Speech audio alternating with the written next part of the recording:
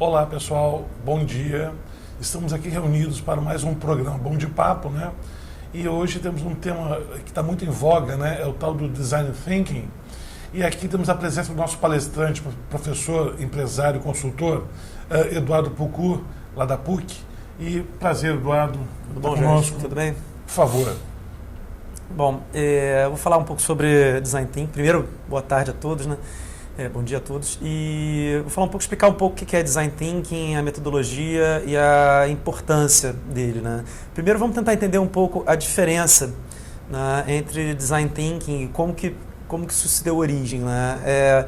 Normalmente a gente aprende, o nosso processo de aprendizado ele é muito linear, muito previsível, ordenado, controlado, lógico, racional. As escolas tendem a ensinar muito esse caminho da lógica, né, da inteligência lógica, né? Mas, na verdade, a nossa vida não é assim. A nossa vida é muito orgânica, a gente tem futuros incertos, as coisas às vezes são ambíguas, não tem especialmente quando a gente lida com o ser humano, né? O ser humano não tem uma lógica matemática, assim, ou é A ou é B. Né? Às vezes é A, B, C, D, E, F, então tem muitas possibilidades, né? A gente é surpreendido por várias coisas ao longo da vida, né? Ao longo das coisas. O mundo é muito dinâmico, as coisas acontecem e mudam com uma variedade muito grande. E muito colaborativo, né? Desde o nascimento da nossa espécie, o Homo sapiens, né? Ele é muito colaborativo, inclusive esse é o diferencial dele, a forma como ele se comunica, a forma como ele se organiza em sociedade, é o que difere ele de outras espécies também. Então existe uma discrepância aí entre o que é ensinado na lógica e o mundo, que é muito, muito orgânico mesmo, né? Temos uma outra etapa também, que é se traduzindo em negócios, né? Acaba que os negócios acabam seguindo essa lógica de raciocínio, acabam se tornando muito hierárquicos, muito racionais, muito objetivos, lógicos, né? E convergentes. Tudo converge para uma única solução. E a verdade é que o mundo dos negócios ele trabalha muito empatia, né? Ele é muito, você precisa se colocar no lugar do outro, você precisa entender como é que é o outro para poder projetar e criar coisas que sejam relevantes. O mundo de negócios acaba sendo muito intuitivo, as nossas reações são muito intuitivas, né?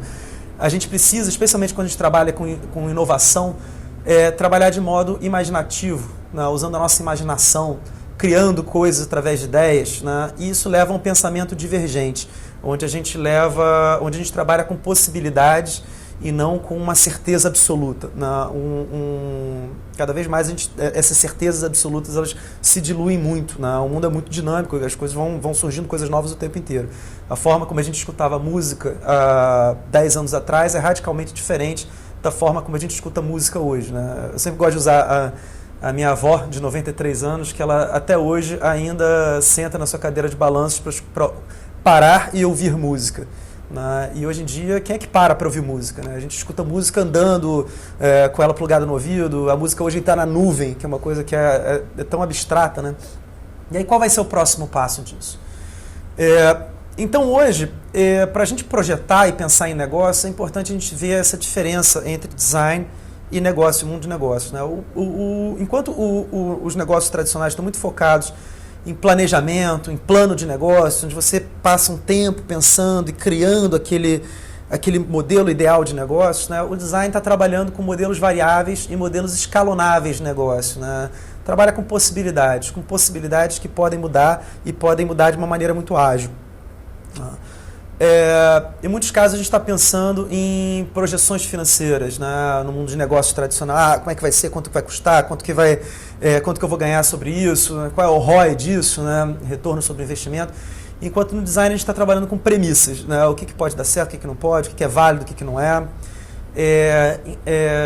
No meio de negócios tradicionais a gente pensa muito em cliente, o que o meu cliente quer, né? E no design a gente está trabalhando com público-alvo. A diferença entre cliente e público-alvo, o cliente costuma ser a mãe que compra a Barbie, né? E o público-alvo é a criança que usa, né? Então, como trabalhar esses dois meios, né? Esses dois caminhos? No modelo de negócios tradicionais, a gente trabalha muito com projetos de produto, projeto de desenho das coisas, né? A gente passa 6 anos desenvolvendo um produto, 3 anos desenvolvendo um produto, às vezes, né? Em alguns casos até mais. E no design a gente trabalha com um produto mínimo. Vamos botar alguma coisa no mercado para testar e dar upgrades e melhorias e tudo, né? Então trabalha muito com prototipação contínua, né? O tempo todo tentando prototipar o mais rápido possível, criar protótipos que sejam o mais rápidos possíveis. Do outro lado, a gente está trabalhando com melhorias contínuas, né? Tentando sempre melhorar o produto.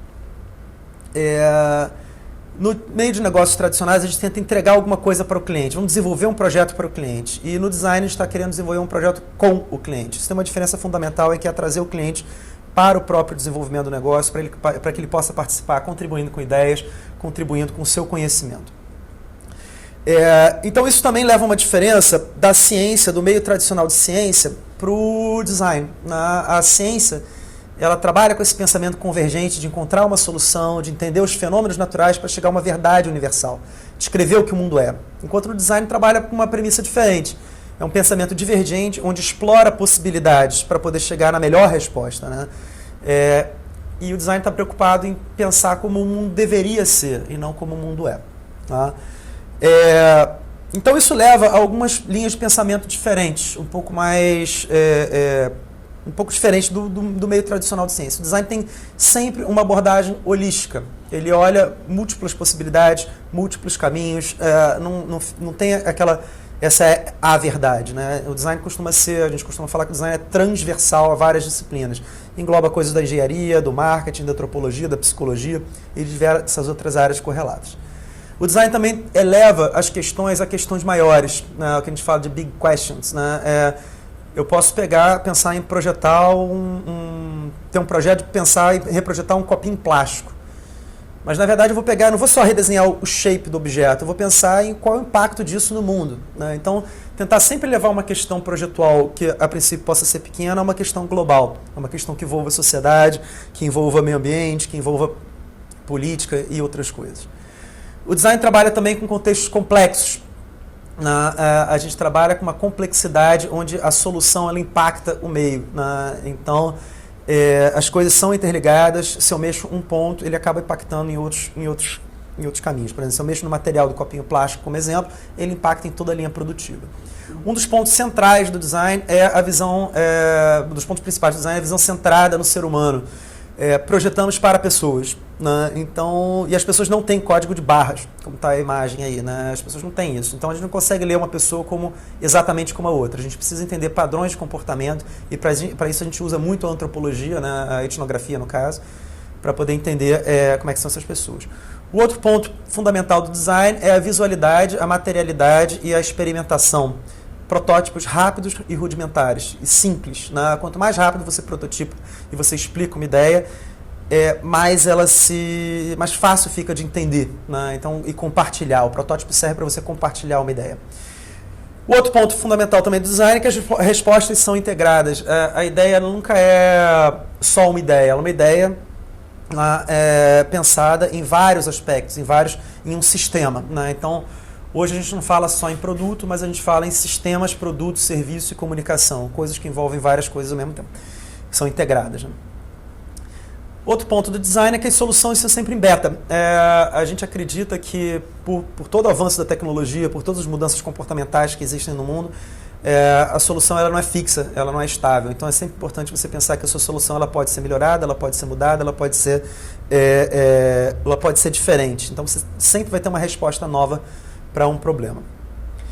O Nigel Cross, que é um autor famoso do design, importante do design, que fala muito sobre design thinking, ele cita exatamente isso. Ele fala que na ciência a gente entende um problema para chegar a uma solução.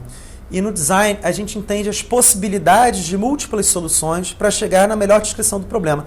Então, muitas vezes, o design não trabalha só em respostas, ele trabalha em explorar possibilidades. A gente não vai resolver problemas, a gente vai explorar possibilidades, né? E é interessante isso porque isso acaba impactando em inovação. Na inovação, a gente pode entender inovação, esse é um gráfico de um Roberto Vergantes, que é um autor que escreve muito para Harvard Press, que ele fala muito sobre isso. A inovação guiada pelo design ela é envolta em significado. Ela trabalha muito a questão do significado, em transformar significados, né? Então, é um pouco por aí. Esse processo acaba sendo impactado por aí. E esse processo acaba tendo um impulso. Ele é impulsionado pela tecnologia. Quando você envolve tecnologia e design, você é impulsionado. Mas se ele for só pela tecnologia, ele pode falhar, né? Então, a gente vê uma série de tecnologias que surgiram por aí que não deram certo, né? Por exemplo, Eu tenho um Blu-ray em casa e eu usei ele uma vez na vida, né? Ele está lá estacionado, né? Porque surgiu o Netflix e tudo. É verdade. Bom, pessoal, vamos para uma pausa de 1 minuto e já voltamos, continuando com esse assunto muito interessante, né? Do Design Thinking. E aí vamos ver de que maneira isso impacta a nossa vida. Ok? Já voltamos. Previsões pessimistas e cenários traiçoeiros. Onde você quer chegar? Se antecipe ou corrija seus erros. Conte com a Mercadata, enquanto há tempo. A Mercadata é a melhor provedora de soluções corporativas. Alavanque suas vendas. Melhore o desempenho comercial da sua empresa através das nossas ferramentas de gestão, consultorias, campanhas de motivação e nossos cursos de capacitação. Enquanto há tempo. Pode começar no próximo slide. Né? Bom, então retomando o nosso papo, né, sobre Design Thinking, então o professor Eduardo vai falar agora de que maneira isso, a gestão, né, como é que pode ser feita de maneira produtiva, né, e eficiente. Então, professor. Bom, o processo de Design Thinking ele é relativamente simples, mas é importante que os passos sejam seguidos, né? Ele parte de 3 premissas básicas, né? Você entender as pessoas, e aí entra todo o processo de pesquisa, de investigação, a parte de geração de ideias, que envolve sonho, né?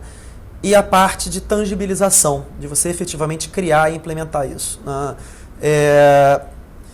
Então, basicamente, o primeiro item é você entender pessoas, né? Você entender a opinião, os desejos, as necessidades dos clientes e do mercado. Quando a gente fala em entender pessoas, a gente está buscando entender profundamente as pessoas. A gente usa muito a ferramenta principal de pesquisa do design, ele mescla pesquisas de mercado tradicionais, como pesquisas qualitativas e pesquisas quantitativas, e envolve também todo um processo de pesquisa de inspiração etnográfica, né, onde a gente busca elementos da antropologia, da etnografia, né, que é uma metodologia para entender pessoas mesmo, né, para trazer para o design. Esse processo de pesquisa ele acaba ajudando na inspiração de ideias, né, porque ele vai ajudar as empresas a centrar suas soluções nos usuários para poder inovar. Inovar em quê? Inovar em sistemas de produtos, em sistemas de serviços, em sistemas de comunicação. Né? Esse processo de inovação consiste em gerar a maior quantidade de ideias possível para você poder eliminar aquilo que não serve. O Jonathan Ive, que é o designer, que é o vice-presidente da Apple em design, ele tem uma frase que é muito interessante, que eu não lanço nenhum produto no mercado sem antes ter esgotado as possibilidades de solução. Ou seja, ele gera uma quantidade de ideias tão grande que ele não consegue mais pensar em mais nada. Aí sim é o momento de você implementar alguma coisa. E o processo de Design Thinking também ajuda as empresas a testar, a criar mecanismos de teste através de protótipos. Protótipos podem servir tanto para protótipos físicos, vou projetar uma caneca, eu posso fazer um protótipo de uma caneca, mas também de serviços. Eu posso criar novos serviços e testar esses serviços. Então esse processo metodológico, né, ele aprofundando um pouco mais, a gente tem um modelo duplo diamante, né, um modelo bastante utilizado, que ele passa, eu gosto dessa imagem porque ele expande, né, o processo de pesquisa, de descoberta, né, você expandir as suas possibilidades, depois você define em uma oportunidade de projeto. Uma vez definida essa oportunidade, que é a sua pergunta, né, você pode expandir as possibilidades de ideias novamente e depois, na sua entrega, é quando você começa a fazer os ciclos de prototipação para entregar aquilo que é aquela ideia que é a melhor ideia. Né? Esse processo, aprofundando um pouco mais, aquele modelo anterior ele presume uma linearidade que ela não existe no processo. O processo vai e volta várias vezes, ele é feito em ciclos, então eu gosto mais dessa imagem que está presente aqui, né? Onde você tem um processo um pouquinho mais detalhado. Normalmente esse processo ele começa com uma reunião de kickoff, mas é uma reunião de kickoff diferente, onde você explora muitas possibilidades de projeto. Né? Uma reunião, normalmente o cliente chega com um briefing, eu quero redesenhar isso. E à medida que você vai explorando e conversando com o cliente, você vai vendo que o produto é muito maior. Então você explora muitas possibilidades nessa reunião de kickoff. Você entende também, nessa reunião, quais são todos os aspectos que você precisa investigar. Tá? E aí você parte para a investigação, que é a pesquisa de inspiração etnográfica. Eu costumo chamar esse processo de pesquisa criativa. Inclusive tem um livro lançado sobre isso, quem tiver interesse pode pesquisar, se chama Pesquisa Criativa. Esse processo consiste nessa investigação de inspiração etnográfica, onde você mergulha a fundo e consegue entender quem é o seu usuário, quais são os seus valores, quais são suas necessidades, seus anseios, seus desejos, quem influencia ele, quem ele escuta, o que ele fala, como é que ele verbaliza os seus pensamentos, o que ele efetivamente pensa, o que ele vê, o que está ao seu redor, quais são as suas dores, quais são os seus obstáculos para conseguir os seus objetivos, quais são os seus desejos, quais são os seus ganhos, como é que ele mede o sucesso. Tudo isso é medido nesse processo de pesquisa. Depois desse processo, você passa toda essa investigação e você entra no processo de análise. Você entende, como se gera muita informação, a gente também trabalha no processo de sensibilização do cliente. Pega essa análise e comunica isso para o cliente de uma forma em que ele possa participar e compreender melhor. Então tem uma série de ferramentas que a gente utiliza para poder tangibilizar os achados de campo. Uma vez com esses achados, a pesquisa gera uma grande quantidade de insights, mas a gente precisa tangibilizar esses insights em ideias. Então o próximo passo é você pegar isso e criar ideias em cima disso, né? Gerar uma quantidade de ideias possível. Só que uma ideia, ela não é uma abstração. Uma ideia na cabeça ela não vale nada, na verdade, é só uma ideia. Então a gente precisa pegar essa ideia e tangibilizar e tornar ela real.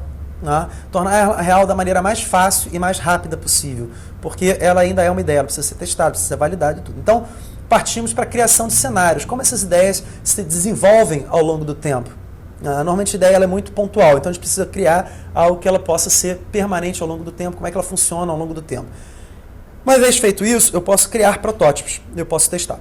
Então, eu posso pensar em protótipos de maneira muito simples. Posso usar protótipos criando simulações através de teatro, posso usar protótipos criando objetos físicos mesmo, de isopor, de madeira, enfim, de diversas formas diferentes para testar. Testo isso com o público, vejo qual é a reação. E uma parte importantíssima do protótipo não é você ter aprendizados. Tem muita gente que fala que é importante você errar. Eu discordo disso, eu acho que não é importante você errar. É importante você aprender com o que você errou. Então, o protótipo ele serve para você gerar aprendizados.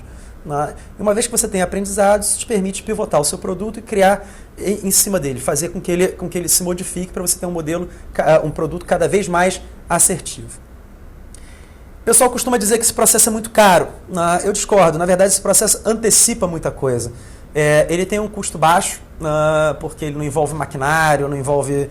Por exemplo, se você pegar um produto, vamos desenvolver um novo celular, por exemplo, a flexibilidade de mudança com um protótipo ela é muito rápida, porque você fez pesquisa, você desenvolveu, você faz simulando de isopor, é muito rápido você ter uma resposta. E o custo de fazer um protótipo de madeira é muito barato. Agora imagina o contrário, imagina você desenvolver todo um projeto, você passa um ano desenvolvendo um projeto, você cria, você manda fazer os moldes e tudo do seu produto, e aí você vende a primeira peça e ela não vende no mercado. Ela tem um fracasso de vendas. Para você alterar um molde, você vai gastar muito dinheiro e a sua flexibilidade de mudança vai ser muito baixa. Então esse processo ele ajuda você a antecipar e reduzir custos. E eu costumo brincar, toda vez que alguém me pergunta qual é o ROI do design, qual é o ROI, o retorno do investimento do design thinking e tudo mais, eu costumo usar essa frase. Quando a Torre Eiffel foi finalizada, um repórter perguntou, a torre é muito bonita, mas qual é o retorno desse investimento? Alguém poderia ter essa resposta? Não. Hoje em dia a gente pode dizer, são 120 bilhões de dólares em vendas de souvenir da Torre Eiffel. Então, às vezes esse retorno ele precisa ser bem pensado da forma como a gente vai fazer, da forma como a gente vai medir. Às vezes, como a gente está trabalhando com inovação, os processos tradicionais de medição de retorno de investimento talvez não se apliquem a esse tipo de coisa. Perfeito. Bom, acho que o nosso próximo bloco vai vir logo depois do nosso comercial, né? E aí viramos com as perguntas dos nossos internautas. Já voltamos aí, pessoal. Como aumentar vendas de maneira sustentável e sem dar mais descontos? Como conseguir atingir suas metas e objetivos de vendas mais rapidamente? Como obter informações detalhadas do mercado e da concorrência? Seja inteligente. O Sensor Mercado vai trabalhar para você. O Sensor Mercado é um sistema de inteligência de mercado geolocalizada. Entre as principais vantagens, Sensor Mercado permite avaliar o potencial do cliente, dos territórios e das carteiras para estabelecer metas mais justas, avaliar o tempo do seu homem de vendas e otimizar a carteira do vendedor e aumentar sua receita por visita, acompanhar a ação da concorrência em tempo real, obter mais informações sobre sua equipe de vendas com a otimização do tempo de trabalho, receber informações através de fotos e observações sobre pontos de venda de seus clientes para decisões mais rápidas e precisas. O Sensor Mercado, sistema de inteligência de mercado geolocalizada, vai ajudar você a melhor gerir a equipe comercial de sua empresa. Acesse nosso site e agende uma visita: www.sensormercado.com.br.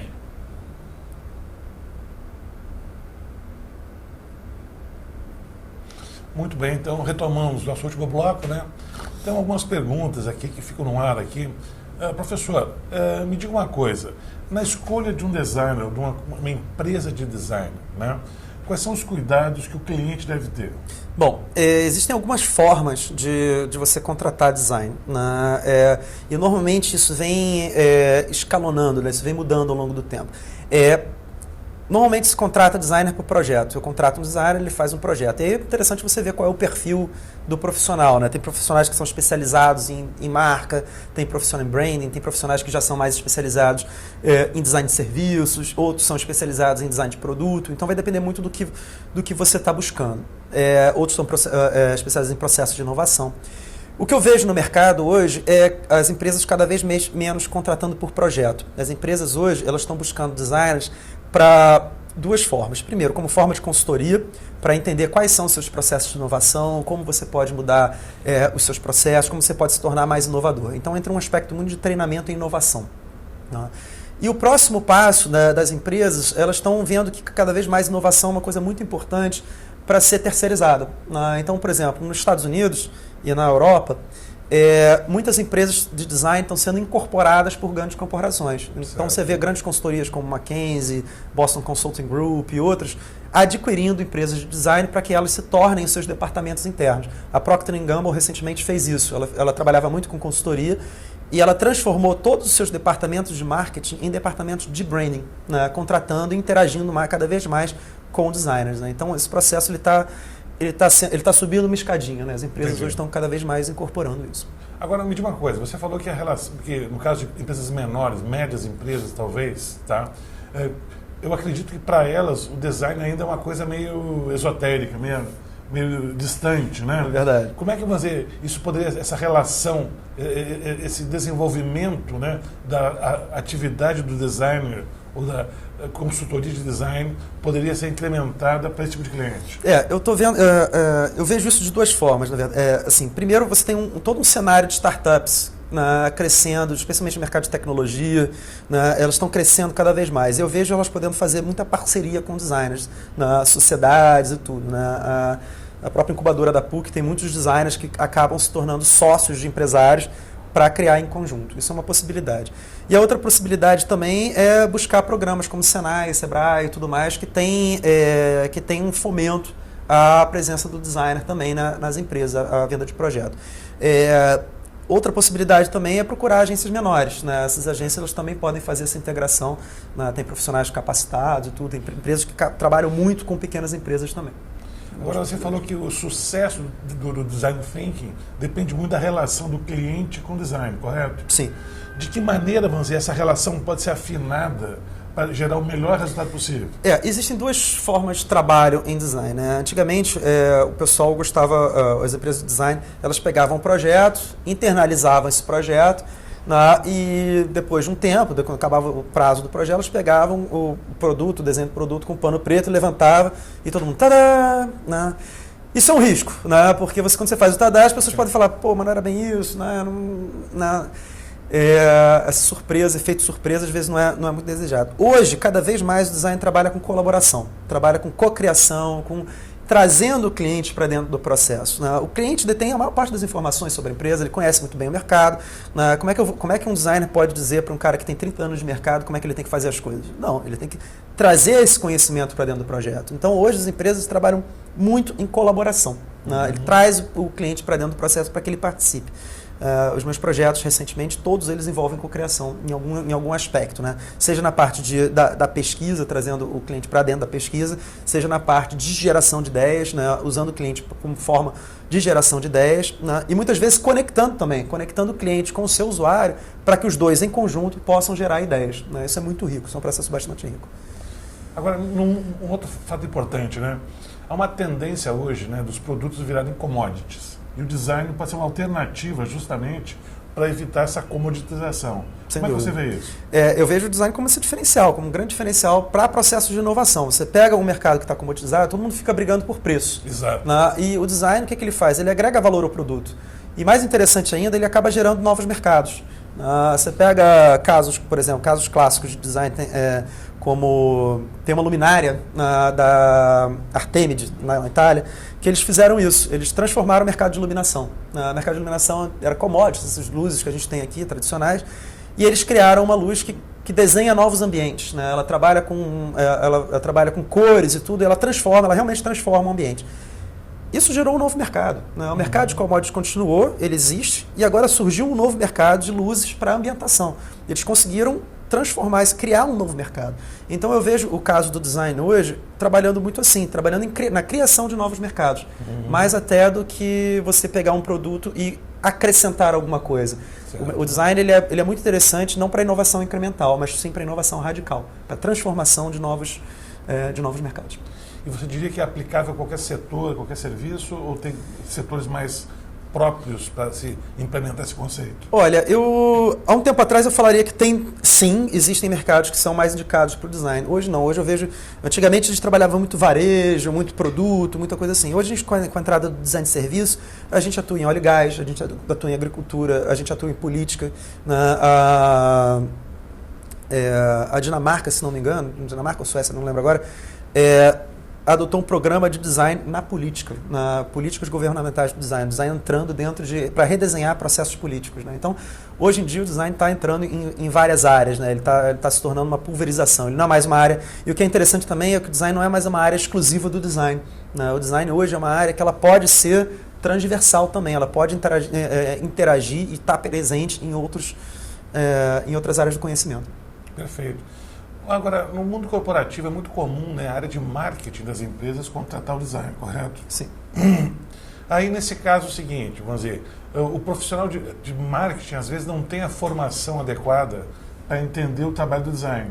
É verdade. Ele tem uma visão estrita, depende de embalagem, formato, shape. Pontual, né? né? Exatamente isso. Qual é a dica que você daria para o pessoal de marketing para entender melhor esse trabalho? Olha, hoje eu acho que esse cenário ele vai mudar. Né? Eu acho que esse cenário vai mudar em breve. Né? Recentemente, eu voltei para o Brasil, eu morei na Itália até 2009, 4 anos na Itália, e quando eu voltei para o Brasil o cenário era muito esse. Né? As empresas não pensavam em design como uma coisa muito o produto, a embalagem e tudo mais, não como processo. Recentemente, acho que em outubro do ano passado, novembro do ano passado, saiu uma reportagem na Harvard Business Review sobre a evolução do Design Thinking, né, com vários cases da Samsung, case da Procter & Gamble, cases de consultorias, né, e vários outros, mostrando como essas empresas internalizaram o design e usam o design como metodologia. E eu vejo o cenário mudando um pouco hoje. Né? Hoje, as empresas não me procuram mais para desenhar um objeto, elas me procuram para pensar em soluções. Certo. Então, assim, a dica que eu dou para os profissionais de marketing que estão envolvidos com isso é ficar muito ligado nas tendências, nas coisas dessas grandes empresas, no movimento que essas grandes empresas estão fazendo. Né? Elas estão internalizando esses processos, elas estão trabalhando com inovação, especialmente as empresas que trabalham cada vez mais com inovação. Né? A gente tem sempre aquele grande exemplo da Apple, mas não é o único. Você tem vários outros. O Airbnb, por exemplo, foi criado por designers. Você tem o Uber trabalhando muito com design. Você tem a P&G, a Unilever e todas essas outras empresas aí de varejo, do mercado corporativo. Né? Você tem o mercado financeiro está investindo pra caramba em processos de design para repensar o futuro dos bancos, né? O futuro de todos os mecanismos financeiros. Né? Então, criação de aplicativos. Né? Tem um mercado também cada vez mais digital. Né? Tem empresas que estão focando muito na entrada do mundo digital, cada vez mais vai ser cada vez maior, né? Através de aplicativos e outras wearables e outras coisas. Né? Perfeito. Professor, podia deixar seu contato para quem tiver interesse em manter mais informações? Claro, o meu contato, meu e-mail é eduardopucu@gmail.com. Pucco é meu sobrenome, está aí na tela aí. É só entrar em contato. E quem quiser também pode me ligar, meu telefone é 976177223. Quem quiser também é só entrar em contato. Estou à disposição para esclarecer qualquer dúvida e qualquer coisa. Professor, mais uma vez, muito obrigado. Eu acho que esse tema é realmente muito interessante, né? Eu acho que deu para dar uma ideia bem clara, né, da importância do futuro, né, desse segmento, né? E eu acredito que colaborou muito para explicar melhor para os nossos internautas, né, qual é o futuro, qual é o caminho que está seguindo, né? Legal. Então, muito obrigado. Eu que agradeço, Jorge. Muito obrigado Eduardo. pelo convite. Espero que o pessoal tenha gostado. A todos vocês, muito obrigado. Até o nosso próximo Bom de Papo, pessoal. Até mais.